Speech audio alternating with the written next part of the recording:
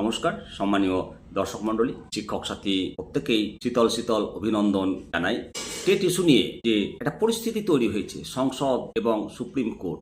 সংসদ উত্তাল হলো, শিক্ষক বিরোধী সরকার নেই চলেগা স্লোগান দিতে দিতে সমাজবাদী পার্টির সাংসদগণ ওয়াক আউট করে বাইরে বিক্ষোভ প্রদর্শন করলো। সুপ্রিম কোর্টের রিভিউ পিটিশন পেন্ডিং রয়েছে, সামনেই বিধানসভার ভোট 2026। এই সমস্ত স্তর থেকে একটা ভাবনা বারে বারে পুড়ে পুড়ে খাচ্ছে, আদৌ কি এই সমস্যার সমাধান করবে নাকি এই ইস্যুটা চলেই যাবে? সমাধান হলে কবে হবে? সুপ্রিম কোর্টের হিয়ারিং গুলো কবে হবে? এখনো তো রিভিউ পিটিশন গুলো ডিফেক্ট তালিকায় 5টা রয়েছে। 2025 শেষ, উইন্টার ভ্যাকেশন চলছে, জানুয়ারিতে খুলবে 5 তারিখের পর। তখন কি নাকি ভোট একটা ফ্যাক্টর?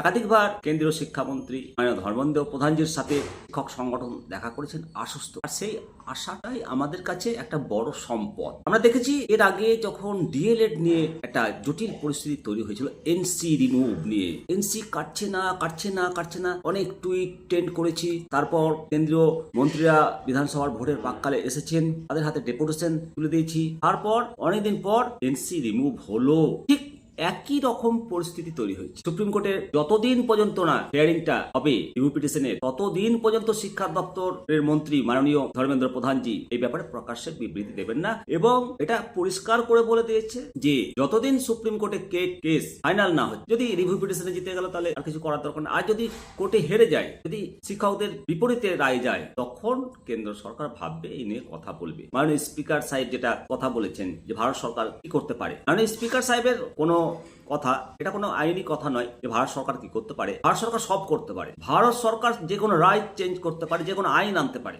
সব পারে। এবং মাননীয় সাংসদগণ যখন সংসদে কথা বলছিল তাদেরকে বসিয়ে দেওয়া হচ্ছিল না, এটা কখনো না। প্রত্যেকটা সাংসদকে দেশের যে সমস্যা সেটা বলতে দেওয়ার জন্য উপযুক্ত সময় দেওয়া হচ্ছে। আজকে মাননীয় যশস্বী প্রধানমন্ত্রী নরেন্দ্র মোদীজি আসছেন আমাদের পশ্চিমবঙ্গে, আশা করবো উনি এই ব্যাপারটা সলভ করবে। একাধিক শিক্ষক সংগঠন, তার মধ্যে শিক্ষক ফেডারেশন প্রতিনিধি দল টিএফআই, ভারতের শিক্ষামন্ত্রী মাননীয় ধর্মেন্দ্র প্রধানজির সঙ্গে 25 লক্ষ শিক্ষকের উপর টেট বাধ্যতামূলক বিষয়ের ব্যাপারে আলোকপাত করেছেন, এবং জনপ্রিয় মাননীয় সাংসদ শ্রী জগদম্বিকা পালজি শিক্ষকদের পক্ষে একটা গ্রিন সিগন্যাল, সবুজ সিগন্যাল এবং বিস্তারিত তথ্য উপস্থাপন করেছে। ফেডারেশনের সভাপতি ডক্টর দীনেশ চন্দ্র শর্মা আরটিই এর সমস্ত চিঠির একটা অনুচ্ছেদের তথ্য উপস্থাপন করেছেন, এবং কেন্দ্রীয় মন্ত্রী দেওয়া উত্তর শিক্ষকদের জন্য আনন্দদায়ক বলে খবরে প্রকাশ হয়েছে। কথোপকথন দুটো পর্যায়ে শেষ হয়েছিল। মাননীয় মন্ত্রীর বাসভবনে একটা সংক্ষিপ্ত আলোচনা হয়েছিল, এবং তারপর সংসদ কার্যালয়ে আলোচনার জন্য আমন্ত্রণ জানানো হয়েছিল। সেখান থেকে বিস্তারিত আলোচনা হয়েছিল, এবং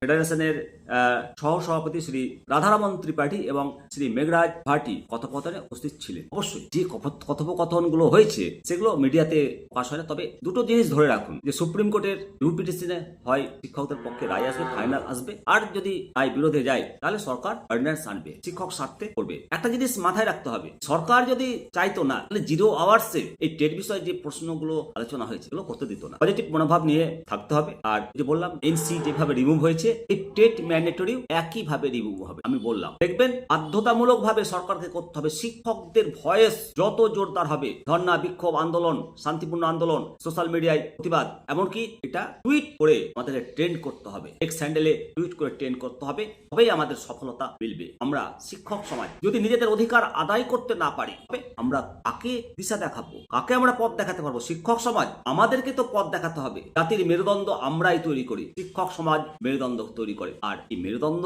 তো সহজে ভেঙে দেওয়া যাবে না। হবে জয়, দৃঢ় প্রত্যয়। ভালো থাকবেন। অবশ্যই আপনার সুচিন্তিত মতামত কমেন্ট সেকশনে করবেন। জয় হিন্দ, জয় ভারত।